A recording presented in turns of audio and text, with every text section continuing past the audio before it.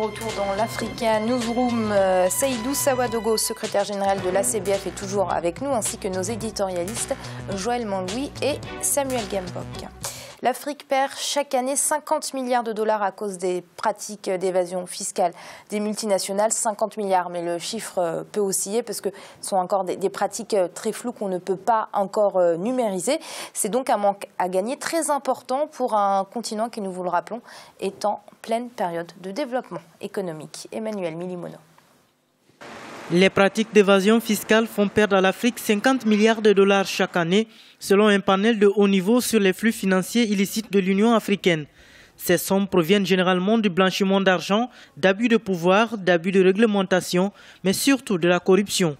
Elles représentent près de 10% de l'aide publique au développement octroyée chaque année à l'Afrique. C'est des sommes importantes, un manque à gagner pour notamment la fiscalité de nos pays. Des ressources importantes dont les conséquences peuvent être très néfastes pour nos économies en termes d'investissement, à la fois au plan économique mais également social. Cela a des retombées négatives sur le réinvestissement, donc la possibilité de créer des emplois. L'autre grand moyen utilisé par les multinationales consiste à faire jouer la concurrence entre les États africains.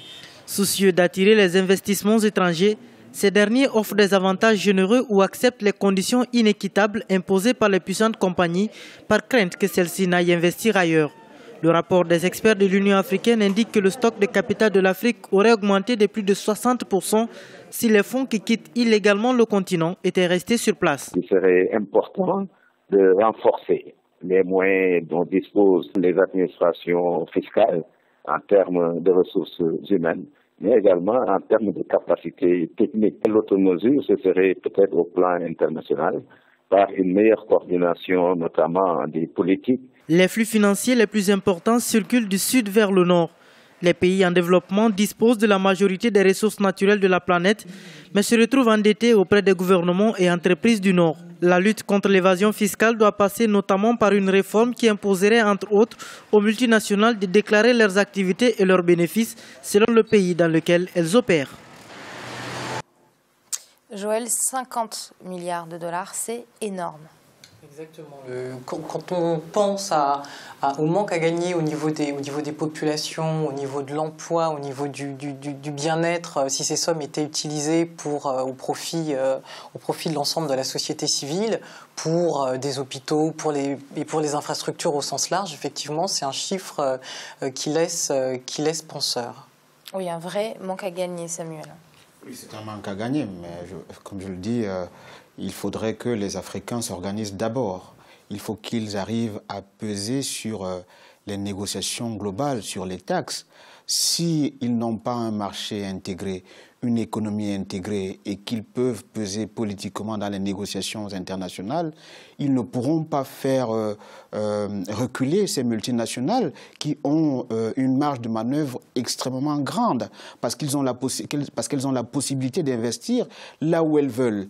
Encore faut-il que les États au niveau national puissent assainir l'environnement des affaires afin que les multinationales aient renforcé, voire même durcir leur législation, renforcer la justice nationale pour que ces investisseurs qui arrivent trouvent un terrain propice pour l'investissement. Qu'est-ce que ça veut dire? C'est-à-dire que nos États ferment un peu les yeux?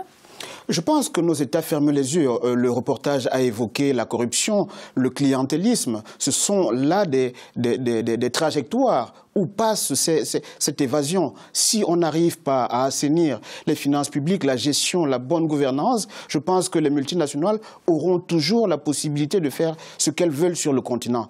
Mais cette réalité n'est pas aussi préoccupante dans certains pays qui ont une capacité de rayonnement important au niveau international. En Afrique du Sud, par exemple, on peut observer que là-bas, les multinationales ne pourront pas faire ce qu'elles veulent. Au Maroc, par exemple, ou en Algérie, les multinationales ne peuvent pas faire complètement ce qu'elles veulent. Il y a un environnement des affaires qu'il faut protéger. Il faut assainir cet environnement. Il faut mettre en place des instruments, des mécanismes juridiques qui permettent de protéger les finances publiques, de protéger les caisses de l'État. C'est aux États de le faire, donc c'est eux qui refusent de mettre en place ces mécanismes. Les responsabilités sont partagées. Celles des pays africains sont au niveau national. Leur capacité à assainir leur gestion des affaires publiques, mais au niveau international, de faire du lobbying, de développer de la diplomatie d'influence, la diplomatie présidentielle même à la limite, pour que ces chefs d'État puissent agir auprès de leurs homologues occidentaux, pour que des règles soient prises et des mesures soient prises pour limiter cette évasion fiscale. Oui, parce que Joël, c'est un peu cette course effrénée aux IDE, aux investissements directs étrangers qui contraint, entre guillemets, nos États africains à être indulgents par rapport à ces multinationales. Exactement. Et malheureusement, finalement, ça se retourne contre les États, parce qu'en voulant, chaque État voulant attirer un maximum d'investisseurs étrangers, se retrouve à offrir un package fiscal, soit un allègement des taxes douanières, soit un système pour éviter d'avoir à payer des impôts. Et au final, c'est un manque à gagner pour le pays. Et finalement, c'est la population, en définitive, qui paye la facture.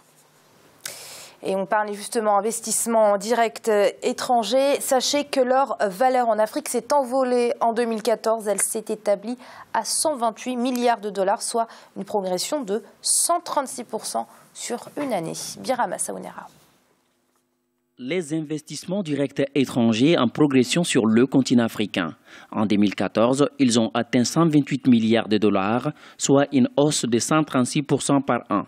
Pour des analystes, ces résultats reflètent la place qu'occupe l'Afrique au niveau économique mondial. C'est la conjoncture économique internationale qui montre qu'il y a reprise de l'activité économique. Aujourd'hui, l'Afrique représente parmi les régions du monde le continent qui attire plus d'investissements directs étrangers. Ça veut dire que les pays africains, globalement, développent une attraction qui permet aux investisseurs étrangers de venir faire des affaires sur le continent. La part de l'Afrique en termes des projets d'investissement direct étrangers a chuté de 8,4% en 2014, selon l'étude dénommée Africa Attractiveness Survey, réalisée par le cabinet Ernst & Young.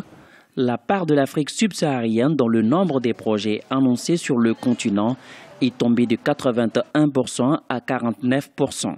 Les investisseurs étrangers sont très regardants sur les questions relatives à la stabilité, à la bonne gouvernance, mais aussi à la paix durable dans les pays. Or, l'Afrique au sud du Sahara n'a pas présenté en 2014, voire 2015, tous ces gages-là. En Afrique, le secteur de l'immobilier, de l'hôtellerie et de la construction ont été attractifs en 2014 pour les investisseurs. Pour beaucoup d'observateurs, le secteur agricole devrait se positionner comme un facteur de croissance essentiel en Afrique au cours des 10 prochaines années. Joël, une progression de 136%. Est-ce que ça veut dire que l'Afrique apparaît aujourd'hui comme le continent où il faut être si on veut faire des affaires? Effectivement, c'est le second plus grand destinataire de capitaux dans le monde.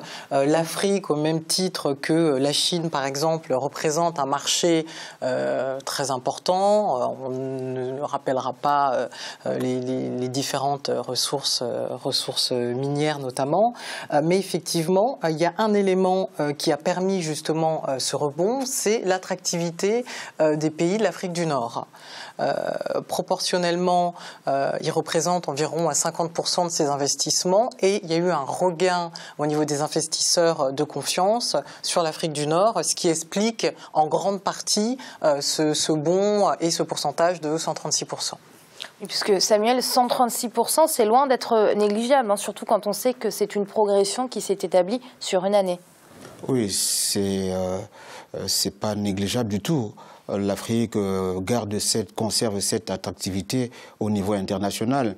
Mais comme je le soulignais aussi dans le reportage, c'est qu'on observe quand même qu'en Afrique au sud du Sahara, il y a des tensions qui émaillent l'ensemble de ces pays. En Afrique de l'Est, on a les incursions répétées de groupes armés Shebab au Kenya, en Éthiopie. En Afrique de l'Ouest, on a Boko Haram qui secoue encore le Nigeria. Il y a la Ebola qui a aussi secoué l'Afrique de l'Ouest, notamment en Sierra Leone, en Guinée. Sur la bande sahélo-sahélienne, tous les pays de cette bande-là sont envahis par des groupes armés terroristes. Et ce sont là des indicateurs qui ne permettent pas aux investisseurs étrangers de venir investir et faire des affaires dans des pays comme cela. Joël a parlé tout à l'heure de l'Afrique du Nord. L'Afrique au sud du Sahara a bénéficié des investissements directs étrangers après 2011 parce que il y avait une inquiétude qui planait dans l'ensemble des pays en Afrique du Nord. On se disait que par phénomène de contagion, ce qui s'est passé en Libye, en Égypte, va continuer à se passer. Voire en Tunisie ? En Tunisie, en Égypte, un peu partout dans la partie nord-africaine. Simplement, on voit que l'heure est à la stabilisation. L'Égypte, tout seul, en prend une bonne partie pour l'année 2014. Et je pense que la stabilisation de la Tunisie, voire aussi des autres pays, si jamais la Libye arrive aussi à se stabiliser, je pense que c'est l'Afrique, au sud du Sahara, qui va en faire d'énormes frais. Monsieur Sawadogo ? Bon, à la lumière de ce du reportage, on constate que malgré la hausse de ces investissements, les populations n'en profitent pas, raison pour laquelle il y a un flux de migrants d'Afrique vers l'Europe. Et voilà, je pense que ce n'est pas un bon indicateur pour dire que l'Afrique profite de la hausse de ces investissements. Oui, Joël, c'est ce qu'on répète assez souvent autour de ces plateaux, ces taux de croissance qui augmentent, ces IDE, et bien évidemment, ça ne profite toujours pas aux populations africaines. Exactement, effectivement, c'est la grosse difficulté parce qu'effectivement, ces investissements sont concentrés dans certains secteurs bien déterminés qui, malheureusement, n'utilisent pas assez la main-d'œuvre, ce qui fait qu'au final, ces sommes n'arrivent pas à la population et alors même qu'on se retrouve avec des investissements colossaux entrant dans le pays, cela paradoxalement n'augmente pas le bien-être de la population. On va passer aux chiffres du jour. 500 000. C'est le Maroc qui produit actuellement environ 100 000 tonnes d'huile d'olive qui veut, d'ici 5 ans, la multiplier par 5, soit atteindre 500 000 tonnes d'huile d'olive d'ici à 5 années. Samuel, que vous inspire ce chiffre ? Je pense que c'est une ambition qui est non seulement réaliste, mais elle est juste. Parce que le Maroc en a les moyens. La qualité de son huile d'olive est reconnue internationalement. Et je pense que le fait de multiplier par 5 sa production nationale lui permettra non seulement de tirer profit des bénéfices qui vont en découler pour augmenter sa capacité d'innovation, mais aussi conquérir de nouveaux marchés sur le marché mondial. Joël, c'est un objectif atteignable ? Alors moi, je serais un petit peu plus nuancé que Samuel. Je pense qu'effectivement, ils vont avoir des difficultés parce que, d'une part, au niveau des infrastructures, je pense qu'il y aura un certain nombre d'aménagements à faire, indépendamment effectivement de la qualité de leur huile. Et la deuxième chose, ça va être de se positionner. Alors, d'un point de vue de l'exportation, il faut avoir un certain nombre de difficultés parce que l'huile à produire est environ 2 à 2,5 fois plus cher que les autres concurrents. Donc, ils vont avoir cette difficulté à l'exportation, sachant que au niveau du marché intérieur, ils sont pas du tout concurrents parce que la population utilise principalement de l'huile de soja. Samuel, je vous laisse le droit de réponse. Oui, je conserve mon optimisme qui est basé sur ce qui est observable. C'est vrai que l'huile d'olive marocaine est réputée très chère, même pour les populations, ce qui est quand même dommage. Elle est réputée, mais justement, c'est pourquoi je trouve cette ambition réaliste. Réaliste parce que le Maroc a les moyens. le Maroc a des infrastructures, le Maroc a des moyens financiers considérables. Les banques marocaines vont faire des investissements en Afrique au sud du Sahara. Je pense que s'il y a un nouveau marché comme celui-là qui est clairement identifié, et la politique étrangère du Maroc est extrêmement dynamique au cours de ces dernières années, je pense qu'ils ont fait des études de faisabilité et je trouve que c'est réaliste. Merci Samuel d'avoir été avec nous ce soir. Merci Amira, bonsoir. Merci à vous également Joël. Merci Amira, bonsoir. Et merci à vous Monsieur Sawadogo. Je rappelle que vous êtes secrétaire général de l'ACBF. L'Association des créateurs burkinabés de France qui regroupe des stylistes, des couturiers burkinabés et pas que, toutes les bonnes volontés qui peuvent contribuer à la promotion du tissu burkinabé, le faso d'Anfani à base du coton. Merci. Merci à vous. C'est donc la fin de cette émission, vous l'aurez compris, mais l'Africa Newsroom, ce n'est pas fini, puisqu'on se retrouve demain, toujours en cette semaine spéciale syndicat. Et demain, le dossier du jour sera consacré aux centrales syndicales du Bénin. À très vite.